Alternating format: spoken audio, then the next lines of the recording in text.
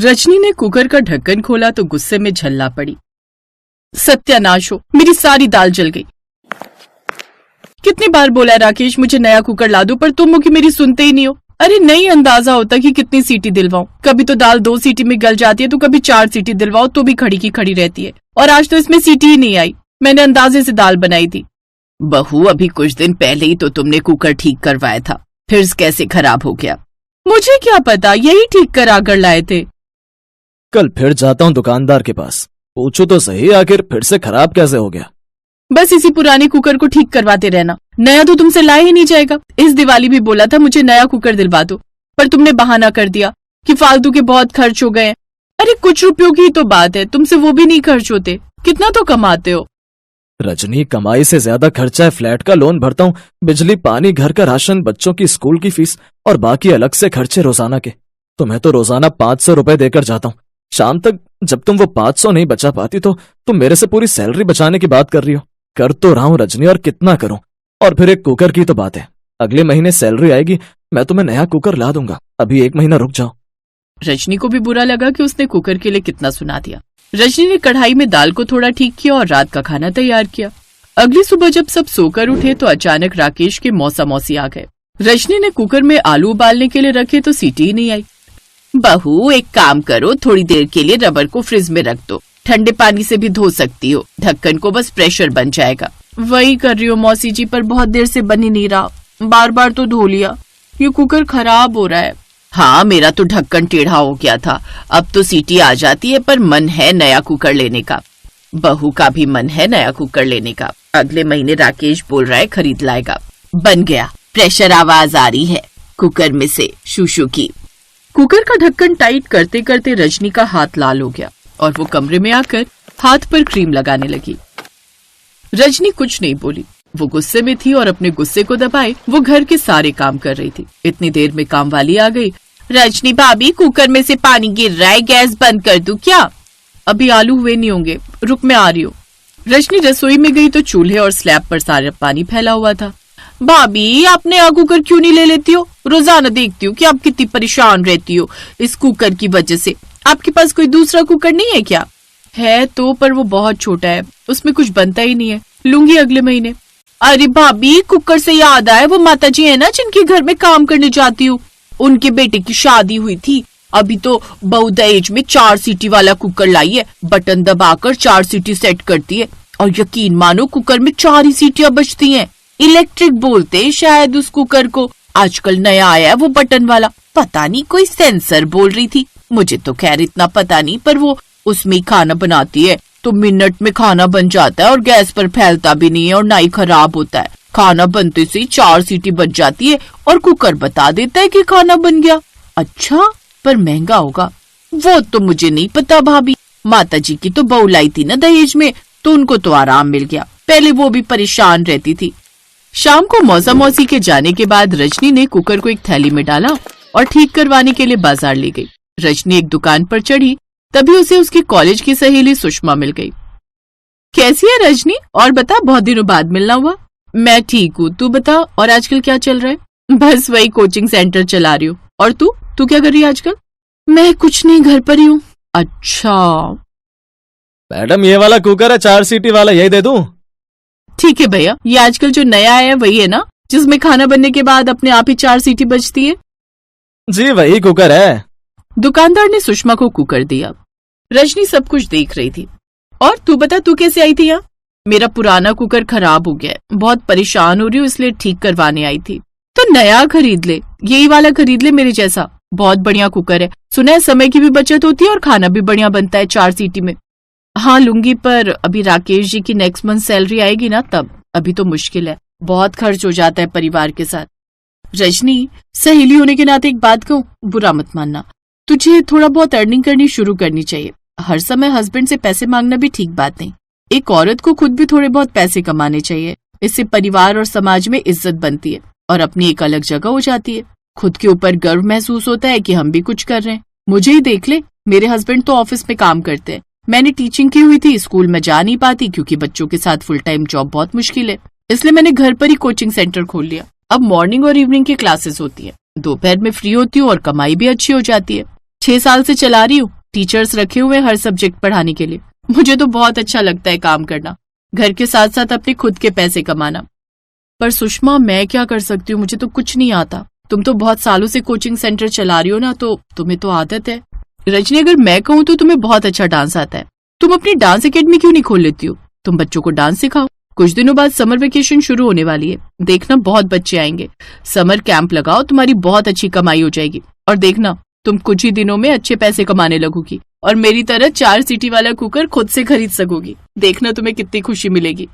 सुषमा की बातों से रजनी को बहुत प्रेरणा मिली। उसने अगले दिन ही इसके ऊपर काम करना शुरू कर दिया। उसने एक छोटा बोर्ड बनाया और घर के बाहर टांग दिया, जिस पर लिखा था रजनी डांस एकेडमी। जी नमस्ते, मुझे अपनी बिटिया को डांस सिखाना है, क्या प्राइस है? जी मैं आपको पैकेज बता देती हूँ, मैंने यहाँ सारे लिखे हुए हैं। लेडी ने अपनी बिटिया का एडमिशन करवाया और एडवांस पैसे रजनी को दे दिए। पहली कमाई देखकर रजनी बहुत खुश हुई। बहू, तुम डांस सिखा रही हो? जी माँ जी, अब से मैं भी काम किया करूंगी। मैंने डांस क्लासेस खोली हैं, घर पर ही डांस सिखाया करूंगी।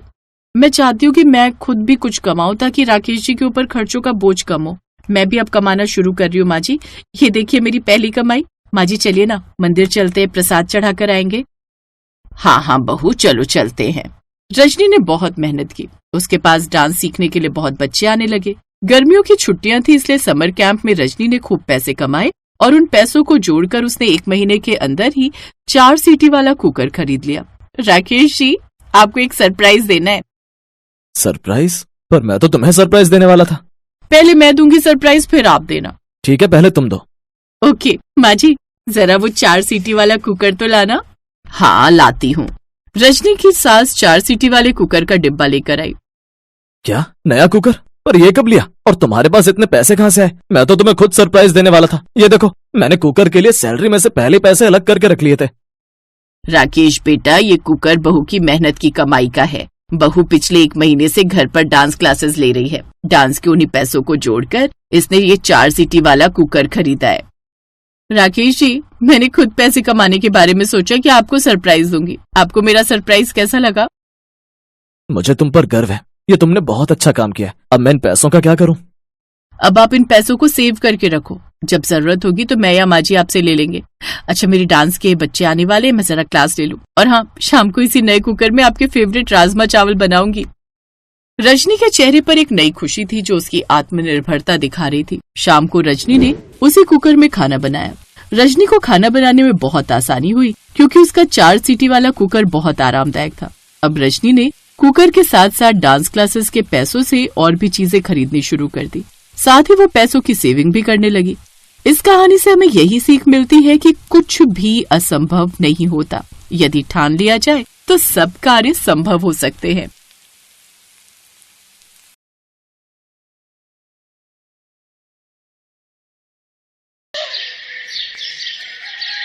ले, ये जरा सी रोटी खा ले। नहीं माँ, मैं नहीं खा सकती, लेट हो रहा है। अरे बस एक रोटी खा लेना। रहने दो ना माँ, आपकी रोटी के चक्कर में अगर मेरी बस छूट गई ना तो बॉस मुझे कच्चा चबा जाएंगे। अच्छा बाबा ठीक है, ये ले, ये रोल बना दिया है मैंने, इसे तो हाथ में पकड़ सकती है ना। हाँ जल्दी लाओ, मैं जा रही हूँ, बाय माँ। ये कहानी है रोमिता की, जो अपने माँ बाप की इकलौती संतान थी। उसकी माँ नम्रता और पिता नरेश ने उसकी पढ़ाई लिखाई में कोई कसर नहीं छोड़ी थी और रोमिता कॉलेज टॉप करने के बाद अब एक IT कंपनी में जॉब कर रही थी। फिर उसी शाम, माँ आप पापा की बीवी हो, मेरी नहीं। रोज ऐसे बैठकर मेरा इंतजार क्यों करती हो आप? सो जाया करो ना टाइम से। जब तू माँ बनेगी ना तब तुझे मालूम चलेगा कि अपने बच्चे को देखे बिना माँ की आंखें नहीं लगती। अच्छा पर पहले मेरी शादी तो करवाओ या ऐसे ही माँ बन जाओ, बताओ। रुक बदमाश कहीं की, अभी बताती हूँ तुझे। रोमिता हंसते हुए अपने कमरे की तरफ जाने लगी। तभी उसके पापा सामने पड़ गए और फिर, अरे अरे क्या हो रहा है भाई? कुछ नहीं पापा, मैंने माँ से कहा कि मेरा हलवा खाने का मन है, तो देखो ना माँ मुझे मारने आ रही हैं। क्या नम्रता, हलवाई तो मांग रही है, बना दो ना उसके लिए। इसमें इतना गुस्सा करने की क्या बात है? रोमिता अपने परिवार की जान थी। वक्त ऐसे ही हंसते खेलते गुजर रहा था और फिर एक दिन, नम्रता जरा इधर आओ। क्या हुआ जी? अरे वो लखनऊ वाले मौसा जी है ना? हाँ हाँ, क्या हुआ उन्हें? उन्हें कुछ नहीं हुआ, उनका फोन आया था। रोमिता के लिए एक रिश्ता बताया। कह रहे थे कि खुले विचारों वाला परिवार है, उन्हें लड़की के जॉब करने पर भी कोई आपत्ति नहीं है। और सबसे बड़ी बात, वो लोग इसी शहर में रहते हैं। अरे वाह, ये तो बहुत अच्छा रहेगा। क्या अच्छा रहेगा माँ? मुझे नहीं करनी शादी वादी। क्यों भाई, क्यों नहीं करनी शादी तुम्हें? मैं चली जाऊंगी तो आप दोनों का ख्याल कौन रखेगा?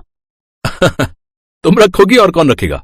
अभी तो हमारे हाथ पैर चल रहे हैं, जब हम बूढ़े हो जाएं तो हमसे मिलने आती रहना, और क्या। नहीं पापा, पता नहीं कैसे होंगे वो ससुराल वाले, मुझे कहीं नहीं जाना। ऐसा नहीं कहते पगली, बिटिया तो पराया धन होती है, एक न एक दिन तो उसे ससुराल जाना ही पड़ता है। और पता है, जिस जगह से रिश्ता आया है ना, उन्हें तेरे जॉब करने से कोई दिक्कत नहीं है, और तो और वो भी इसी शहर में रहते हैं, तो तुझे जॉब बदलनी भी नहीं पड़ेगी। अब बताओ, अब इससे बढ़कर और क्या चाहिए? रोमिता भी यही चाहती थी कि शादी के बाद भी वो जॉब करती रहे, तो काफी मान मनव्वल के बाद उसने इस रिश्ते के लिए हाँ कर दी। और कुछ दिन बाद रोमिता शादी करके रंजीत के घर आ गई। रंजीत एक फैक्ट्री में मैनेजर था। घर में उसके माँ पिता और एक बहन थी जिसकी शादी अभी नहीं हुई थी। और फिर, बहुत किस्मत वाली हो तुम जो तुम्हें हमारे जैसा परिवार मिला। अरे मेरे रंजीत के लिए तो लड़कियों की लाइन लगी हुई थी। अब वैसे ये बताओ, तुम कहाँ जॉब करती हो? मतलब कि तुम्हारा ऑफिस कितना दूर है यहाँ से? मम्मी, मैं नेस्टेक कंपनी में सॉफ्टवेयर इंजीनियर हूँ, मेरा ऑफिस यहाँ से ज्यादा दूर नहीं है। अच्छा अच्छा, मेरा रंजीत तो हर महीने 30,000 रुपए कमाता है। वैसे तुम्हारी तनख्वाह कितनी है? 10-15 हजार तो मिल जाते हैं कि नहीं? मम्मी जी, सब कट कटा के करीब 40,000 आ जाते हैं। इतना सुनते ही कमला चुप हो गई। रोमिता के जवाब ने उसका घमंड तोड़ दिया था। वो आगे कुछ न कह सकी और वहां से चली गई। लेकिन रोमिता को इस बात का एहसास नहीं हुआ कि जाने अनजाने में ही सही, पर उसने अपनी सास की ढंग से बेइज्जती कर दी थी। फिर अगले दिन रोमिता सुबह जल्दी उठी और अपना टिफिन पैक करने लगी। ठीक उसी वक्त कमला वहां आई और बोली, अरे बहू, इतनी सुबह तैयार होकर कहाँ जा रही हो? मम्मी जी, शादी के लिए बस कल तक की लीव मिली थी मुझे, तो आज से मुझे ऑफिस जाना होगा। अच्छा, और लौटोगी कब तक? शाम को 6-7 बजे तक। ये कहकर रोमिता वहां से निकल गई। सच ये था कि कमला रोमिता की जॉब से बहुत ज्यादा खुश नहीं थी, लेकिन आता हुआ पैसा किसे बुरा लगता है, इसलिए वो चुप थी। लेकिन उस दिन शाम को रोमिता को घर आने में थोड़ी देर हो गई, लेकिन आते ही वो सीधा खाना बनाने में जुट गई। उसके बाद उसने सारे बर्तन धोए और फिर, कल से थोड़ा पहले घर आ जाना बहू, ठीक है? अब तुम्हारी शादी हो गई है तो घर की जिम्मेदारियां भी तो हैं। अब हर रोज सारा खाना मैं अकेले तो नहीं बनाऊंगी इस उम्र में, है ना? जी माँ जी। कमला रोमिता को सुनाकर वहां से चली गई। वो अगली सुबह जल्दी उठी और ढेर सारा खाना बनाकर ऑफिस चली गई। फिर उसी शाम, ये खाना तो तुमने सुबह बनाया था ना? हाँ मम्मी जी, क्यों पसंद नहीं आया क्या आपको? नहीं नहीं, ठीक है। उस दिन तो कमला ने रोमिता से कुछ नहीं कहा, लेकिन कमला को ये बात हजम नहीं हो रही थी कि रोमिता क्यों इतनी आसानी से सब मैनेज कर ले रही है। फिर एक दिन कमला ने कलेश फैलाने की ठान ही ली और उसी शाम, देखो बहू, मैंने और रंजीत के पापा ने बहुत कोशिश की, मगर हम इतना एडजस्ट नहीं कर पाएंगे। इन्हें गरम खाना खाने की आदत है, समझी? तो कल से शाम का खाना शाम को ही बनाना, समझी?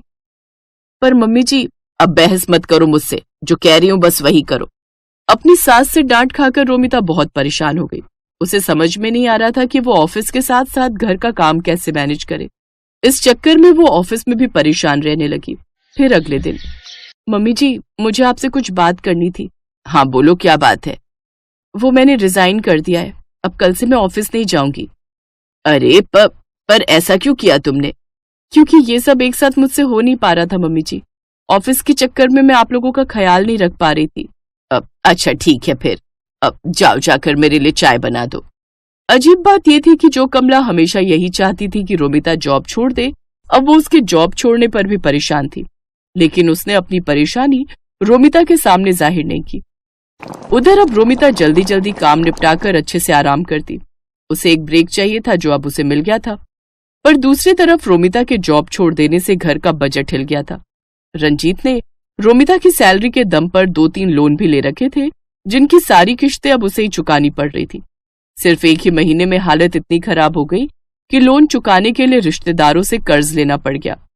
और फिर एक शाम पूरे परिवार के सामने कमला ने अपने दिल पर पत्थर रखकर कहा, वो रोमिता, मुझे बुरा लग रहा है कि तुमने नौकरी छोड़ दी। कोई बात नहीं मम्मी जी। नहीं, अब देखो ना, तुमने इतनी पढ़ाई की, इतने साल काम करके तजुर्बा कमाया, और अब तुम घर बैठी हो, और तुम्हें भी तो अपने ऑफिस की याद आती होगी ना। अब तुम एक काम करो, तुम फिर से नई नौकरी ढूंढो अपने लिए, या फिर अगर पुराने ऑफिस में ही बात बन जाए तो देख लो। ठीक है माँ जी, पर वो खाने का थोड़ा देखना पड़ेगा, मुझसे सारा काम तो नहीं हो पाएगा। अरे नहीं नहीं, मैंने सब सोच लिया है। तुम सुबह सब्जी बना जाना, बाकी मैं दोपहर और शाम को रोटियां बना दिया करूंगी, और जब तुम ऑफिस से लौटोगी तो चाय भी बना दूंगी। ठीक है? ठीक है माँ जी, जैसा आप कहें। अगले दिन सुबह सुबह रोमिता अपने मायके पहुंच गई और सीधा जाकर अपनी माँ के गले लग गई। और फिर, क्यों? कहा था ना तेरी सास का घमंड एक दिन जरूर टूटेगा। अच्छा ये बता, तेरी छुट्टियां कब खत्म हो रही हैं? आज ही तक थी माँ, कल से वापस ज्वाइन करना है।